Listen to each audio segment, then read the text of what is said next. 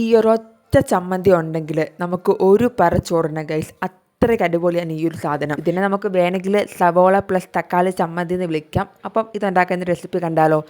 അതിന് വേണ്ടി ഒരു പാത്രം എടുത്ത് അതിലേക്ക് കുറച്ച് തക്കാളി, ഞാനിവിടെ ഒരു തക്കാളി എടുത്തിരിക്കുന്നത്, അത് ചെറുതായിട്ട് അരിഞ്ഞിട്ട് കൊടുക്കാം. അതുപോലെ തന്നെ സവോള, ഞാനിവിടെ 1.5 സവോള എടുത്തിട്ടുണ്ട്, അതും കൂടി ഇട്ട് കൊടുക്കാം. എന്നിട്ട് അതൊന്ന് ജസ്റ്റ് ഒന്ന് മിക്സ് ചെയ്ത് കൊടുക്കാം. എന്നിട്ട് അതിലേക്ക് ആവശ്യത്തിന് വേണ്ട ഉപ്പിട്ട് കൊടുക്കാം. എന്നിട്ട് പിന്നെയും ഒന്ന് മിക്സ് ചെയ്ത് കൊടുക്കാം. എന്നിട്ട് അതിലേക്ക് മുളക് പൊടി ചേർത്ത് കൊടുക്കാം. എരിവിന് ആവശ്യമായ മുളക് പൊടി ചേർത്ത് കൊടുക്കുക. പിന്നെ അതിലേക്ക് കുറച്ച് വിനാഗിരി കൂടി ചേർത്ത് കൊടുത്തിട്ട് ആ സ്പൂൺ അങ്ങ് എടുത്ത് മാറ്റുക. എന്നിട്ട് നമ്മുടെ കൈ വെച്ച് നല്ലതുപോലെ ഞെരടി ആ തക്കാളിയുടെയൊക്കെ വെള്ളം നല്ലപോലെ ഇറങ്ങണം. അതുപോലെ ഞെരടി എടുക്കുക. അങ്ങനെ നമ്മുടെ അടിപൊളി ഹോസ്റ്റലേഴ്സിനൊക്കെ വളരെ എളുപ്പത്തിൽ ഉണ്ടാക്കാൻ പറ്റുന്ന ഒരു റെസിപ്പിയാണിത്. അടിപൊളി ടേസ്റ്റാണ്. എന്നാൽ കുറച്ച് സാധനങ്ങൾ മതി, പെട്ടെന്ന് ഉണ്ടാക്കുകയും ചെയ്യാം, ഗ്യാസ് ഒന്നും വേണ്ട. അപ്പം എല്ലാവരും ഒരു പ്രാവശ്യം ഇങ്ങനെ ട്രൈ ചെയ്ത് നോക്കൂ.